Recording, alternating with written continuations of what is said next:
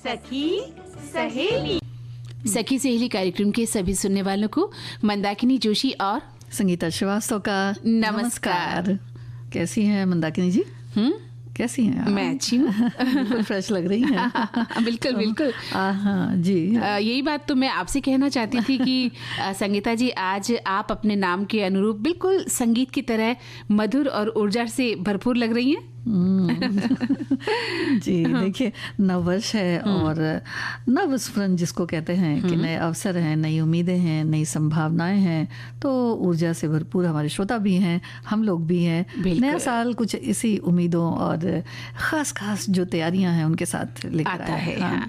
और इसी प्रसन्नता और ऊर्जा के साथ हम अपने सखियों और सखाओं से भी बातचीत करेंगे आज के इस कार्यक्रम में और उनका भरपूर मनोरंजन भी करेंगे। हाँ, और आज हम जिन विषयों पर बात करेंगे उन विषयों के बारे में बता दें अपने साथियों को कि आज हम रफ ड्राइविंग पर बात करेंगे। हाँ। कि रफ ड्राइविंग से बचें और ग्रीटिंग कार्ड का जो घटता चलन है उसके बारे में भी हम बात करेंगे। जी, सावित्रीबाई फूले पर बातचीत करेंगे आज। इन पर आज जन्म जयंती है जी, और बालिका दिवस पर भी थोड़ी बहुत चर्चा कर लेंगे। बिल्कुल बिल्कुल, बालिका का दिन तो हर दिन ही होता है। हाँ, क्योंकि सावित्रीबाई जी की बात है। जहाँ तक तो बच्चियों की बात करना बहुत जरूरी है। और इसके अलावा जो है कल 4 जनवरी को लुईस ब्रेल की जयंती है और उसी अवसर पर हम उनकी बातचीत आज करेंगे।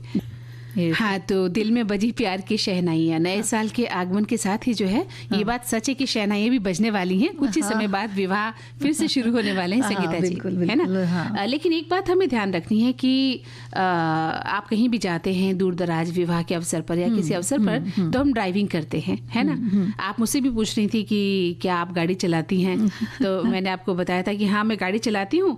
और आपने कहा था कि कैसा रहा था आपका अनुभव, कैसा रहा? तो मैंने आपसे ये कहा था कि अच्छा अनुभव भी रहता है और बुरा भी रहता है, क्योंकि दुर्घटनाएं घटती भी हैं और आप जख्मी भी हो जाते हैं, है ना? तो ऐसी स्थितियां सबके साथ आती हैं कि आप सेफ ड्राइविंग कर रहे हैं लेकिन सामने वाला रफ ड्राइविंग कर रहा है और ऐसी स्थिति में आप शिकार हो जाते हैं दुर्घटना का। बिल्कुल ठीक है, क्योंकि देखिए दोनों तरफ से लोगों को सतर्क होना चाहिए कि जो चला रहे हैं वो भी और जो चल रहे हैं वो भी। दोनों तरफ से सतर्क रहें। तो कुछ लोग देखा जाता है कि बहुत ही रफ ड्राइविंग करते हैं, तो वाहन का जो एक नियंत्रण होता है ना, वो बना के चलना बहुत ज़रूरी होता है। लेकिन वहीं ऐसी बातें होती हैं कि नियंत्रण खो बैठते हैं और जब बहुत स्पीड होती है तो फिर दुर्घटनाओं का खतरा भी बढ़ जाता है।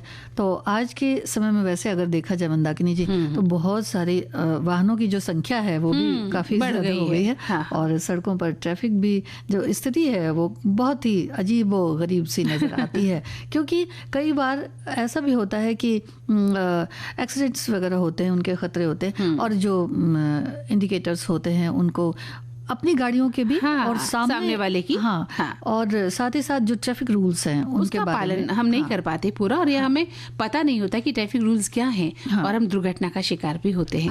और एक बात और है संगीता जी की, एक बार हुआ ये कि एक कार चला रहा था व्यक्ति और अपनी मूर्खता का उसने परिचय क्या दिया कि वो रफ ड्राइविंग कर रहा था और कार को सड़क पर इधर उधर तिरछा आड़ा करके स्टंट टाइप से सीन कर रहा था। और अचानक क्या हुआ कि किसी कार को ओवरटेक करता हुआ निकला और सामने से एक ट्रक आया और उससे जा भिड़ा और देखते देखते मामला बिल्कुल बदल गया। कहाँ तो वो स्टंट सीन हो रहे थे और कहाँ जाकर दुर्घटना का शिकार हुआ और उसका अंत हो गया, उसकी जिंदगी का अंत हो गया। तो इस बात का हमें ध्यान रखना है कि सड़क पर कोई आगे से या पीछे से ड्राइविंग करते हुए आता है और आपको टक्कर मार सकता है और आप हॉस्पिटलाइज हो सकते हैं या अपनी जान जो है जोखिम में डाल सकते हैं। जी, और युवा भी इसमें बहुत ज़्यादा हैं और युवतियाँ भी हैं, तो दोनों को ही सतर्क रहने की बहुत ज़रूरत है। क्योंकि ऐसे में होता क्या, अच्छा कई बार ऐसा भी होता है कि बहुत सारे मतलब कुछ एक फ्रेंड्स होते हैं जो मिलकर साथ चलाते हैं, लेकिन ऐसा होता है कि आगे चल के कि कौन एक आगे निकलेगा, रेस लगाना होता है, सी होने लगती है। युवा लोगों में खासतौर से कॉलेज में जो पढ़ने वाले बच्चे हैं उनमें ये होता है कि अगर गाड़ियां हैं, चाहे मोटर बाइक चला रहे हैं वो, चाहे कुछ भी चला रहे हैं, वो रेस लगाएंगे और आगे कौन दौड़ता है कि जो उनकी जो प्रवृत्ति होती है, एक उम्र का जो उत्साह होता है उसका वो परिचय देते हैं, लेकिन उसका अंत कई बार बहुत बुरा हो जाता है। या तो फिर उनके साथ या फिर वो कहीं गाड़ी जाके किसी को डैश कर सकती है। बिल्कुल, तो जीवन तो हमारा अनमोल है संगीता जी, और इसे मूर्खता में हम खत्म नहीं करें। और माता पिता से भी हम अपील करते हैं कि जो नाबालिग बच्चे हैं आपके, उन्हें तो गाड़ी चलाने बिल्कुल भी आपको नहीं देनी है, क्योंकि अधिकांश हादसों में कम उम्र के बच्चे भी इसका शिकार हो रहे हैं। और उबड़ खाबड़ जो सड़कें होती हैं उन पर वाहन चलाते समय कई बातों का ध्यान भी रखना चाहिए। मसलन जैसे गाड़ी चलाने से पहले ब्रेक है, फिर हॉर्न है, लाइट है, टायर है, पेट्रोल है, या फिर अगर कोई गाड़ी ऐसी भी है जो गैस से चल रही है, तो ये सब कार सिस्टम या सावधानी पूर्वक इसकी जांच कर लें पहले निकलने से पहले, या फिर अगर कुछ ऐसा है तो आप उस हिसाब से फिर गाड़ी चलाएं कि भाई ये चीज़ है, ये हो सकता है। आपको जानकारी होनी चाहिए। और सड़क पर अपना वाहन चलाते समय एक बात और है कि आपको शांत और सरल रहना है। घर से लड़ाई झगड़ा करके, घर से आप क्रोध में आके, या आधी नींद के बाद आप निकल रहे हैं, या आप कहते हैं नशे का सेवन कर रहे हैं, जो कि बहुत गलत है, इन सब कारण से भी वाहन की गति को आप अच्छी तरह से नियंत्रित नहीं रख पाते हैं और दुर्घटना का शिकार हो जाते हैं। अंतर्राष्ट्रीय और जो राष्ट्रीय राजमार्ग है उस पर जो ड्राइविंग जब आप करते हैं तो अपनी कार को दाईं लेन में चलाने से बचना बेहतर होता है। भारी लोड के कारण देखिए आमतौर पर जो सड़क का वो हिस्सा है वो इस्तेमाल होता है, जिससे उस पर कई गड्ढे हो जाते हैं। तो जब हम गाड़ी चलाते हैं तो फिर वो दुर्घटना का शिकार हो सकते हैं। बिल्कुल। और देखिए साथ में संगीता जी, कुछ लोग वाहन चलाते समय लगातार बेवजह हॉर्न भी बजाते हैं। हाँ, है ना, ऐसा कई बार होता है कि एक छोटी सी गाड़ी है और हॉर्न बजा रहे हैं। और एक बहुत बुरी आदत है कि आप एक तो रफ ड्राइविंग कर रहे हैं और साथ ही आप लगातार हॉर्न बजाकर दूसरे वाहन चालकों को या पैदल चलने वालों को भी डिस्टर्ब कर रहे हैं। अच्छा, जहाँ तक ये हॉर्न बजाने की बात आपने बताई, तो ये है कि मैं देखा ये गया है कि 2 पहिया वाहन में 4 पहिया वाहन का हॉर्न लगा लेते हैं। हाँ, ये और होता है। हाँ, तो बिल्कुल। और तो उससे क्या होता है कि आपको पीछे मुड़कर देखना पड़ता है एक बार कि भाई कहीं कार तो नहीं आ रही है, गाड़ी तो नहीं आ रही है। तो इस बात से बहुत ज्यादा बचने की जरूरत है कि जो गाड़ी इस्तेमाल होती है उसी का हॉर्न होना चाहिए, इस्तेमाल करें। हाँ, क्योंकि हॉर्न भी लोग पहचानते हैं। बिल्कुल, ये किस गाड़ी का हॉर्न हो सकता है। और इसी चक्कर में हम कई बार गाड़ी चलाते हुए या स्कूटी चलाते हुए पीछे देखती हैं कि अरे कार तो नहीं आ रही। पता चलता है कोई युवा मोटर बाइक चलाता हुआ या स्कूटी चलाता हुआ हॉर्न बजा रहा है। ईयरफोन्स का भी इस्तेमाल भी करके लोग चलते हैं, रास्ते भर में बातचीत करते हुए चलते हैं, गर्दन को टेढ़ी कर लेते हैं वो। और कई बार तो ऐसी हद कर देते हैं कि उनको मतलब ही नहीं होता कि सामने से कौन आ रहा है या पीछे से कौन जाने वाला है। वो अपनी ही धुन में गर्दन को टेढ़ी करके मोबाइल पर बात करते हुए चले जाते हैं, गाड़ियां चलाते रहते हैं, है ना। तो ये भी एक बहुत ही अजीबोगरीब स्थिति है। और हॉर्न का प्रयोग हमें दूसरे लोगों की मौजूदगी के बारे में जागरूक करने के लिए होता है कि भाई गाड़ी आ रही है, ना कि ध्वनि प्रदूषण को बढ़ावा देने के लिए हम बार बार हॉर्न बजाएं। और अनावश्यक जो स्टंटबाजी है उससे हमें बचना चाहिए। मोड़ संकेत हैं, उन्हें चिन्हों का जो उपयोग किया गया है उन्हें भूलना नहीं चाहिए, उनके बारे में हमें जानकारी होनी चाहिए और अचानक अपनी लेन नहीं बदलनी चाहिए। और वाहन की जो गति है, सबसे बड़ी बात कि उसे आप अगर नियंत्रित रखते हैं तो न जाने कितनी दुर्घटनाओं से बच सकते हैं। तो फिर इसलिए रफ ड्राइविंग जो है वो बिल्कुल भी ना करें। और इससे जो पैदल चलने वाले लोग भी होते हैं, जो निर्दोष जिन्हें कह सकते हैं ना, कि उन पर भी बहुत उन जान का खतरा होता है। हर बार जब कोई ड्राइवर निर्धारित गति से या सीमा से ज्यादा तेज गाड़ी चलाने का विकल्प चुनता है तो वो सबको ही खतरे में डाल देता है। इसलिए रफ ड्राइविंग या आक्रामक ड्राइविंग से बिल्कुल बिल्कुल सही कहा आपने कि आक्रामक जो ड्राइविंग आप करते हैं उससे भी आप बचें, क्योंकि इससे आपका वाहन भी खराब होता है और जो सड़क का माहौल है वो भी खराब होता है। और लापरवाही से आप गाड़ी चलाते हैं, एक आपराधिक, ये भी अपराध है संगीता जी। आप अगर लापरवाही से गाड़ी चलाते हैं तो ये एक अपराध की श्रेणी में ही आता है, क्योंकि वाहन को तेज रफ्तार से चलाना और स्टॉप लाइन को, स्टॉप जो साइन है उन्हें अनदेखा करना, दूसरे वाहनों को ओवरटेक कर देना या नशे में गाड़ी चलाना, ये सभी लापरवाही से गाड़ी चलाने के अंतर्गत आते हैं। और इसलिए ये धारा 279 आईपीसी के तहत भी अपराध माना जाता है। और ओवरलोड भी करते हैं। बाइक है तो उसमें 3-3, 4-4 बैठ जाएंगे। बिल्कुल, अगर ट्रोला है तो वो बहुत ओवरलोडेड होकर चलता है, पूरी सड़क को घेर लेता है, जिससे आने वाले जाने वाले लोगों को बहुत दिक्कत का सामना करना पड़ता है। खुद भी बड़ी मुश्किल से बैठ पाते हैं। हाँ, सबसे बड़ी बात ये है। और एक बात और है कि यदि कोई वाहन मालिक मोटर को चलाने के समय लापरवाही बरतता है तो भारतीय दंड संहिता की धारा 279 के तहत अपराध माना जाता है। और इसके अनुसार संगीता जी, चालक जुर्माना भरने के लिए उत्तरदायी होगा और उसे दंडित भी किया जा सकता है। गाड़ियां भी जमा हो जाती हैं। बिल्कुल जी। तो संगीता जी, हमारे श्रोताओं ने भी बहुत सारे अपने विचार हमारे लिए लिखे हैं। हाँ। एक श्रोता लिखते हैं कि सड़क पर खतरनाक तरीके से या अन्य उपयोगकर्ताओं के प्रति समुचित ध्यान और सावधानी के बिना वाहन चलाना बहुत गलत है, अवैध है। है ना। और एक श्रोता ने लिखा है कि रफ ड्राइविंग इंदौर में बहुत होती है। आप कितनी भी अच्छी गाड़ी चला रहे हैं, ऊपर सामने वाले को कोई मतलब नहीं है। जहां ओवरटेक करना होगा वो करेगा, कभी भी कहीं भी एकदम सामने आ जाएंगे। आपने अपनी जान खुद बचानी है, दूसरे को कोई मतलब नहीं होता। सिग्नल पर भी इंतजार नहीं होता, और वहां भी सबसे आगे खड़े होना है तो ग्रीन सिग्नल तो बाद में होता है, उससे पहले तेज गति से निकलना हो जाता है। अपनी जान की ना दूसरों की जान की किसी की भी चिंता लोगों को नहीं है। हमारे एक और श्रोता ने लिखा है कि रफ ड्राइविंग से बचें। भाई हम तो ठीक तरह से ड्राइविंग करते हैं, अपनी तरफ से चलते हैं, मगर सामने वाला ही रॉन्ग होगा, ये शायद इन्होंने लिखा है। रॉन्ग साइड चल रहा है और आकर किसी से हमसे भिड़ जाए तो, टकरा जाए तो हम क्या करें। एक और श्रोता ने लिखा है कि रफ ड्राइविंग से बचें, इसके कारण सब आपका ही नहीं दूसरों का भी नुकसान होता है, या आपकी ज़िंदगी को तो ख़तरे में डालता ही है रफ ड्राइविंग, और साथ ही साथ दूसरों की ज़िंदगी को भी ख़तरे में डालता है। इसलिए जो सरकार ने जो गाड़ी चलाने के लिए स्पीड निर्धारित की है, इस स्पीड में गाड़ी चलाएं और गाड़ी को हेडफोन वगैरह लगाकर भी ना चलाएं। बिल्कुल सही, उससे भी नुकसान हो सकते हैं। इन ट्रैफिक के नियमों का पालन करें। एक श्रोता लिखते हैं कि पिछले 2 दशकों से सभी मोटर वाहन दुर्घटनाओं में से लगभग 1/3 के लिए तेज गति जिम्मेदार रही है, और सभी ट्रैफिक दुर्घटनाओं में 29% के लिए तेज गति ही जिम्मेदार रही। गति आपकी सुरक्षा को तब भी प्रभावित करती है जब आप गति सीमा पर गाड़ी चला रहे हों, लेकिन सड़क की स्थिति के लिए बहुत तेज, जैसे खराब मौसम के दौरान, जब सड़क की मरम्मत चल रही हो, या रात में किसी ऐसे क्षेत्र में जहां पर्याप्त रोशनी नहीं हो, आपको तेज गाड़ी नहीं चलानी चाहिए। तेज गति से गाड़ी चलाने से न केवल गाड़ी चलाने वाले की जान को खतरा है, बल्कि उसके आसपास सड़क पर मौजूद सभी लोगों की जान को भी खतरा होता है, जिसमें कानून लागू करने वाले अधिकारी भी शामिल हैं। ये एक ऐसी समस्या है जिसे सुलझाने में हम सभी को मदद करनी चाहिए। एक और श्रोता लिखते हैं कि रफ ड्राइविंग से बचें। भाई रफ वर्क तो हम सभी स्कूल और कॉलेजों में करते आए हैं, ऐसे में क्या अभी रफ कार्य से जी नहीं भरा, जो अब जीवन से खिलवाड़ करने वाले ड्राइविंग जैसे रफ कार्य करने पर उतारू होंगे, फिर चाहे खुली जगह हो या पर्वतीय क्षेत्र या फिर भीड़ भाड़ वाले स्थान ही क्यों ना हो। अगर जान प्यारी है फिर रफ ड्राइविंग से अवश्य ही बचना चाहिए, क्योंकि देखिए क्या होता है कि हम सिर्फ अकेले ही नहीं हैं करने, हमारा परिवार भी होता है, लोग भी होते हैं जो लोगों का इंतजार करते हैं घर पे, और फिर अचानक से कोई खबर आए कि भाई ऐसा ऐसा हो गया, तो फिर ये लोगों के लिए भी कष्टदायक सब के लिए हो जाता है। बिल्कुल बिल्कुल सही बात है। और जो जिस व्यक्ति का दुर्घटना होती है वो घायल हो जाता है, सोचिए कैसी स्थिति में होता है। कई बार हमने देखा है वाहनों के अंदर से लोगों को निकाला जाता है, खून से लथपथ होते हैं कुछ लोग, है ना, या गाड़ी में आग लग जाती है, गाड़ी पलट जाती है, तो देखने के बाद आप कितने दिन तक चैन की नींद नहीं ले पाते संगीता जी।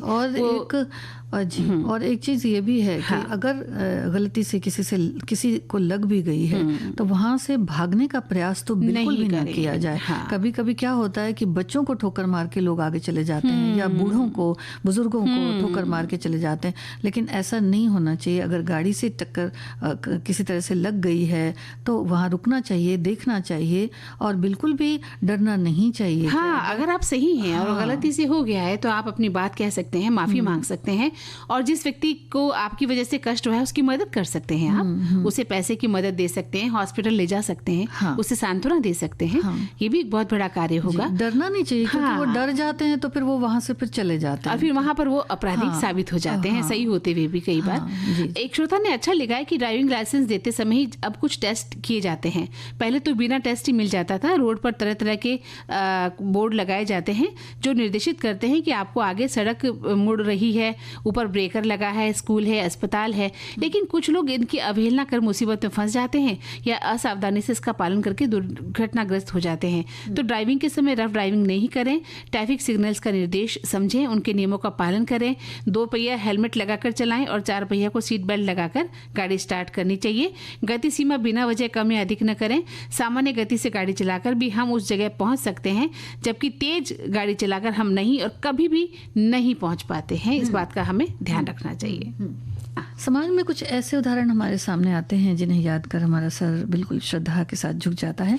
आज सखी विशेष में हम उन्हीं विशेष व्यक्तित्व वाली महान नारी का जिक्र कर रहे हैं। बिल्कुल सही कहा आपने। आज 3 जनवरी है और आज है भारत की पहली महिला शिक्षिका सावित्रीबाई फुले की जयंती। और आज संगीता जी हम उन्हीं को, उनके महान कार्यों को याद करेंगे इस कार्यक्रम में। समाज सेविका शिक्षिका और कवित्री सावित्रीबाई ज्योतिराव फूले ने ऐसे दौर में अलग जगाई जब शायद लड़कियों का घर से बाहर निकलना भी मुश्किल था। उन्होंने उस दौर में अपने पति ज्योतिबा फूले के साथ मिलकर कई क्रांतिकारी कदम उठाए। बिल्कुल, और असामाजिक और बुरी रीतियों के खिलाफ सावित्रीबाई फूले ने अपने पति के साथ मिलकर आवाज उठाई। छुआछूत, सती प्रथा, बाल विवाह, विधवा विवाह जैसी जो कुरीतियां फैली हुई थी, उनके विरुद्ध भी उन्होंने काम किया। सावित्रीबाई फूले का पूरा जीवन समाज सेवा में बीता। उन्होंने गलत जो चीज़ें हैं उनके खिलाफ आवाज़ उठाई, महिलाओं के हक के लिए लड़ाई लड़ी, समाज में फैली कुरीतियों के लिए भी आगे आईं। बिल्कुल, और सावित्रीबाई फूले को जो है बालिकाओं को शिक्षित करने के लिए समाज का कड़ा विरोध भी झेलना पड़ा था संगीता जी, क्योंकि उस जमाने में पढ़ना बहुत ही मुश्किल काम था, असंभव था। और उन्होंने इस कठिन समय में महिलाओं के लिए जो किया या बालिकाओं के लिए जो किया वो कोई साधारण उपलब्धि नहीं है और साधारण आदमी कर भी नहीं सकता है संगीता जी। वो जब स्वयं स्कूल पढ़ने जाती थी तब भी समाज का विरोध झेलती थी, लेकिन वो हारी नहीं और इन सब के बावजूद वो अपने लक्ष्य से कभी नहीं भटकी और लड़कियों और महिलाओं को शिक्षा का उन्होंने हक दिलवाया। उन्होंने आधुनिक मराठी काव्य का उन्हें अग्रदूत माना जाता है। साथ ही आज एक सदी की अगर बात करें तो जब लड़कियों की शिक्षा को एक कह सकते हैं कि अभिशाप माना जाता था, तो उस दौरान उन्होंने पहला बालिका विद्यालय खोला, पूरे देश में एक नई पहल की शुरुआत की। बिल्कुल, और सावित्रीबाई फूले ने छुआछूत का हमेशा विरोध किया और इसी कुरीति के चलते उन्होंने अपना संघर्ष भी जारी रखा। और आज इस कार्यक्रम में ऐसी महान हस्ती को हम कोटि कोटि नमन भी करते हैं जी। और अब देखिए यही सब चीज़ें हैं जिनकी वजह से जो समाज है वो काफ़ी बदला है और जो बालिकाएं हैं वो आज पढ़ लिख पाई हैं। आज अगर हम अपने ऊपर दृष्टि डालें तो हम आराम से पढ़ने गई अपने समय में स्कूल्स, कॉलेज, और आज बच्चियां पढ़ने विदेश जा रही हैं, कहाँ जाकर जो बालिकाएं हैं नाम रोशन कर रही हैं। लेकिन आज भी संगीता जी कुछ परिवार ऐसे हैं जो थोड़ा भेदभाव बरतते हैं। वो लड़कों को ज़्यादा पढ़ाना पसंद करते हैं, लड़की को 10वीं पास करा दी या 11वीं पास करा दी और घर बैठा देते हैं कि बाहर कहाँ भेजेंगे, लड़की जात है, कल कुछ बुरा न हो जाए। या उनके मन में कहीं ना कहीं असमानता की भावना होती है, लड़की को ज्यादा क्या पढ़ाना है, इसकी शादी करेंगे और अगला घर देखना है जैसे हमने देखा। तो ये जो भावनाएं है ना, ये भी उसका भी विरोध उन्होंने किया था। और आज भी लोग समझे इस बात को कि लड़की को पढ़ाना कितना जरूरी है, अपनी बालिका को पढ़ाना कितना जरूरी है। और बहुत से परिवारों में तो लड़कियां ही अकेले होती हैं। हाँ, तो उनका परिवार को भी संभालती हैं और कमाती हैं और खुद भी खाती हैं और अपने परिवार को भी निभाती हैं। बहुत से ऐसे परिवार हैं जहाँ पर लड़कियां ही लड़कियां हैं, लेकिन उन्होंने कभी भी अपने माता पिता का जो है सर वो शर्म से झुकने नहीं दिया है ना। तो इस बात को हमेशा याद रखना चाहिए, अपनी बालिकाओं को पढ़ाएं लिखाएं, बहुत ऊंचा बनाएं और उसे इस काबिल बना दें कि कल उसकी जिंदगी में कोई दिक्कत आए तो वो अपना आर्थिक जो है पोषण कर सके, अपने परिवार का, अपने बच्चों का, अपने घर वालों का। हाँ जी, तो हमारे श्रोताओं ने बहुत सारे विचार अपने पेश किए हैं सावित्रीबाई फूले पर। क्या है संगीता जी, जरा पढ़ेंगे? लिखते हैं कि देश की पहली महिला शिक्षिका, मुख्य अध्यापिका क्रांति ज्योति सावित्रीबाई फूले की जन्म जयंती पर उनके समाज कार्यों को विनम्र अभिवादन। पुणे स्थित भिड़े वाड़ा में शुरू की गई लड़कियों की पहली पाठशाला में तत्कालीन समाज की प्रखर विरोध का मुकाबला करते सावित्रीबाई ने अध्यापन कार्य किया। अपने पति समाज सुधारक महात्मा ज्योतिबा फूले के जो कंधे से कंधा मिलाकर समाज का कार्य किया। शोषण विरहित समता अधिष्ठित समाज निर्मिति, अनिष्ट रूढ़ी परंपरा, किसानों का आर्थिक शोषण, जाति भेद के खिलाफ आवाज उठाकर सामाजिक क्रांति की नींव डाल दी। भीषण अवर्षण वाला दुष्काल और प्लेग की दूसरी महामारी में उन्होंने अन्न छत्र शुरू किए थे और वैद्यकीय सेवा में भी बहुमूल्य सेवावृत्ति दिखाई। उनका अमूल्य त्याग, जागरूकता और स्नेह से ही आज की महिला जो है वो खुली सांस ले रही है। बहुत ही उन्होंने पूरा एक व्यक्तित्व लिख दिया है सावित्रीबाई फूले का। एक श्रोता लिखते हैं कि सावित्रीबाई कुशल लेखिका थी और उन्होंने समाज परिवर्तन की वकालत करने के लिए अपनी कलम का इस्तेमाल भी किया। उनके लेखन से समाज के लिए एक चेतावनी का काम किया, जिससे उसे अपने पूर्वाग्रह और भेदभावों का सामना करने का आग्रह किया गया। उन्होंने शक्तिशाली कविताएं और लेख लिखे जो महिलाओं की दुर्दशा और उत्पीड़ित लोगों द्वारा झेले जाने वाले अन्याय को उजागर भी करते थे। एक और श्रोता लिखते हैं कि सावित्रीबाई फुले न केवल महिलाओं की शिक्षा की हिमायती थीं, बल्कि दलित और हाशिए पर रहने वाले समुदायों का भी प्रबल समर्थक थीं। सामाजिक सुधार के प्रति उनके समर्पण के कारण गर्भवती और भी तमाम तरह की जो दिक्कतें होती हैं महिलाओं के साथ, तो उनके लिए एक आश्रय गृह की स्थापना उन्होंने की और एक अनाथालय की नींव रखी गई।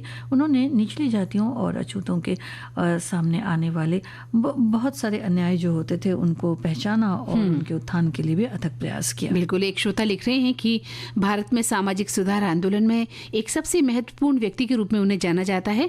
उन्होंने महिलाओं और जो जातिगत जो भेदभाव था उनको दूर करके उन्हें शिक्षित करने के प्रयासों में लगी रही। और एक श्रोता लिखते हैं संगीता जी कि मंदाकिनी जी और संगीता श्रीवास्तव जी नमस्कार। विविध भारती सखी सहेली में शिक्षा, बातें, ज्ञान का भंडार जिसमें हमें कुछ न कुछ सीखने को मिलता है। हाँ जी बिल्कुल। और हम लोग भी श्रोताओं के कमेंट्स लेते हैं, उन्हें पढ़ते हैं, तो हमें भी बहुत कुछ उससे जानकारी मिलती है भी सीखने को। बिल्कुल। और देखिए बात सीखने की आई ना, तो मुझे एक चीज और याद आई कि कल 4 जनवरी है और कल लुईस ब्रेल की जयंती है।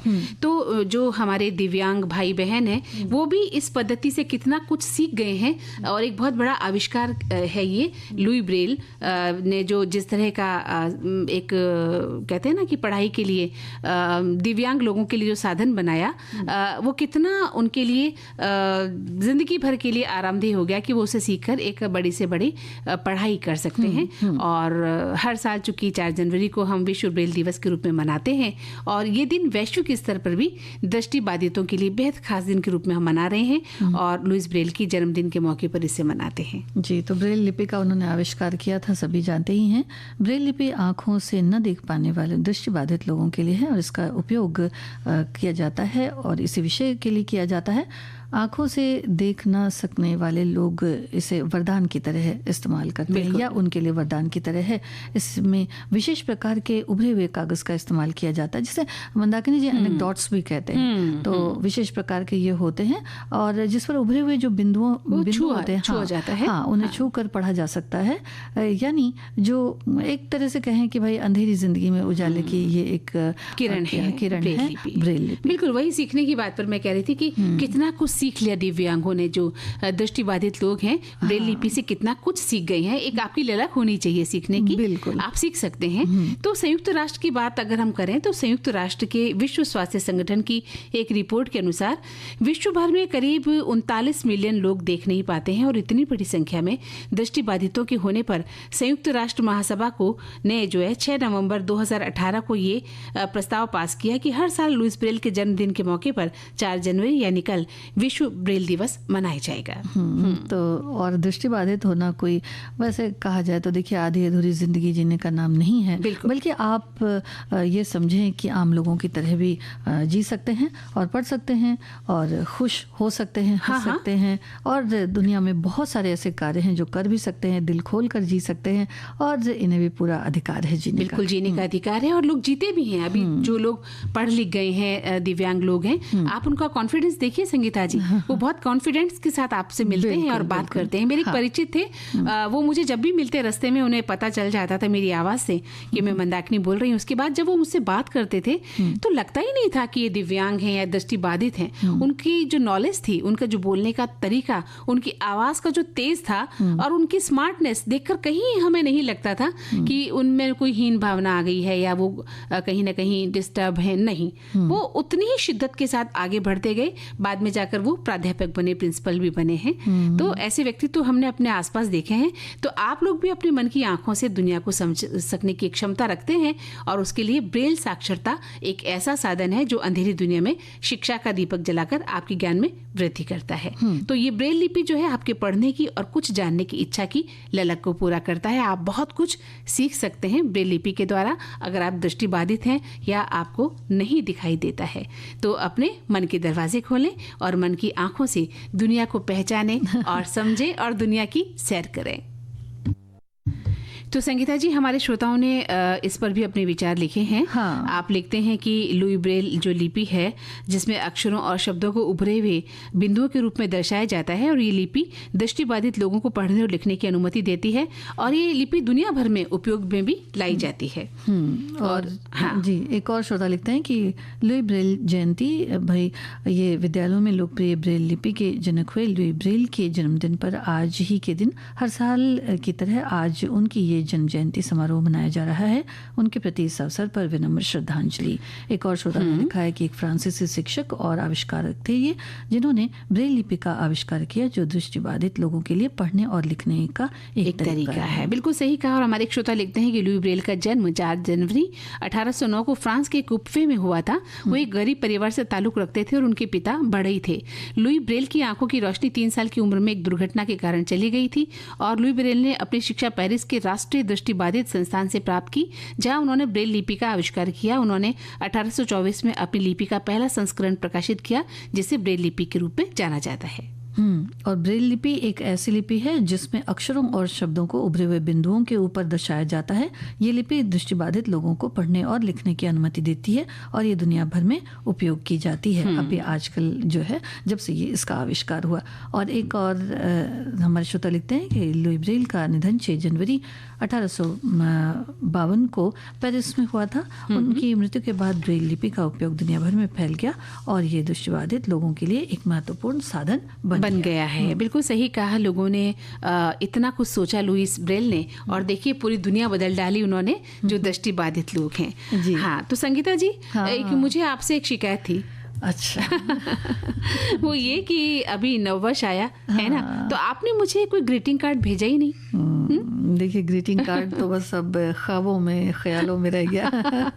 आपने बस एक मेरे को मोबाइल से नए वर्ष की शुभकामनाएं दी और मैसेज फॉरवर्ड कर दिया सीधे, जी, है ना। और एक जमाना ऐसा था जब बैठे रहते थे बहुत देर तक, भाई कि क्या भेजना है। हाँ, सोचते थे कि क्या भेजना है, कैसे भेजना है। फिर दुकानों में गए और खास जो है ग्रीटिंग कार्ड को पसंद किया गया, और अपने हाथों से भी बनाते थे तरह तरह के ग्रीटिंग कार्ड। हाँ, और हम भेजते थे, और उसको सालों साल संभाल कर रखा भी जाता था। बिल्कुल, उसको इतना तह लगा के, मुझे तो याद है किताबों के बीच में मैं रखती थी, और बाद में जब खूब सारे कार्ड्स इकट्ठे हो जाते थे तो कॉर्नर पे, जो कमरे का कॉर्नर होता है ना, वहां पे सबको स्टिच करते थे उससे, और उसको लंबे रूप में लटकाते थे कि मेरी फ्रेंड्स ने भेजा, ये उसने भेजा, ये उसने भेजा, ये उसने भेजा।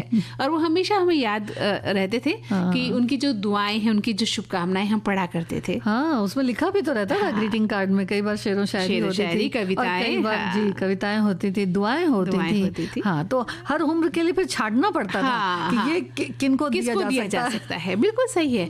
और इसमें भी होता था कि ये महंगा है, ये सस्ता है, ये बड़ा है, ये छोटा है, ये ज्यादा बड़ा है, उसमें इतने सारे पेजेस हैं, है ना, और एक छोटा सा कार्ड है, न जाने कितने। और छोटे छोटे कार्ड्स भी भेजते थे हमारे फ्रेंड्स, बहुत छोटा कार्ड्स बड़े भी आते थे, वो भी भेजा जाता था, और बहुत ही क्यूट और प्यारे से वो कार्ड हमें लगते थे। और कई बार जो है बड़े बड़े कार्ड्स भी आते थे, और उन्हें हम इतना संभाल कर रखते थे जैसे कोई पुस्तक हो प्यारी सी, है ना।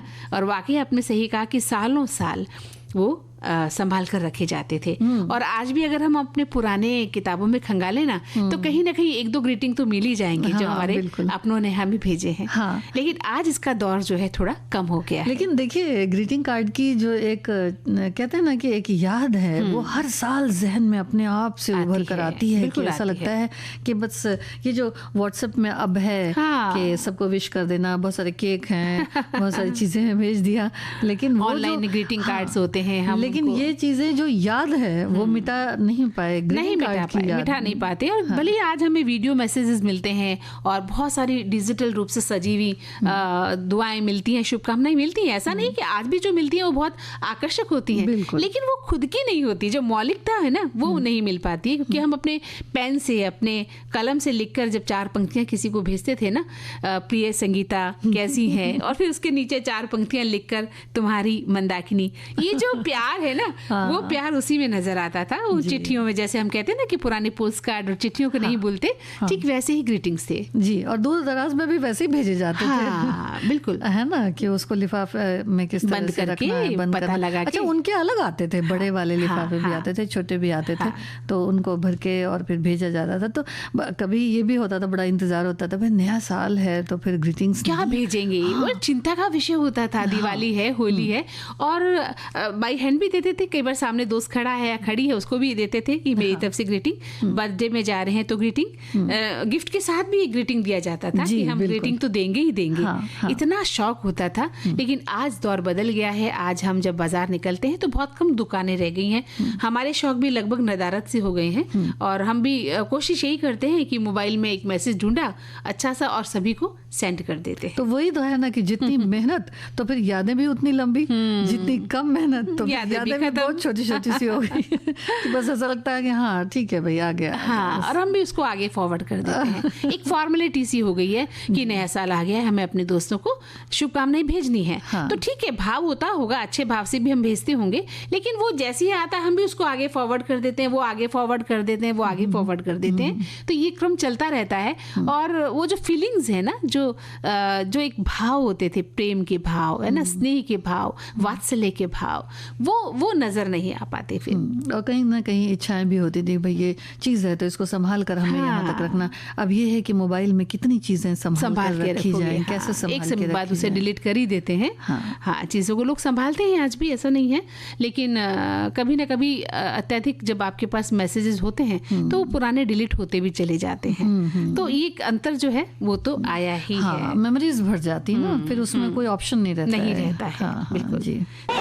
तो संगीता जी, ये तो बात सही है कि जहाँ प्रेम होगा हर कोई खींचा हुआ चला आएगा। हमारे श्रोता लिख रहे हैं कि ग्रीटिंग कार्ड का घाटा आजकल मोबाइल और सोशल मीडिया के कारण हुआ है। कार्ड का चलन घटता ही जा रहा है, कार्ड कोई भेजता नहीं है। लेकिन ग्रीटिंग कार्ड आने की और उसे हाथ में लेने की जो खुशी मिलती थी वो अलग ही होती थी। कोई भी व्हाट्सएप या ईमेल संदेश उस खुशी के आगे फीका है। ये ग्रीटिंग कार्ड में अपनों का प्यार मिलता है, इसलिए अच्छा रहेगा कि हम चलन ये फिर से शुरू कर दें।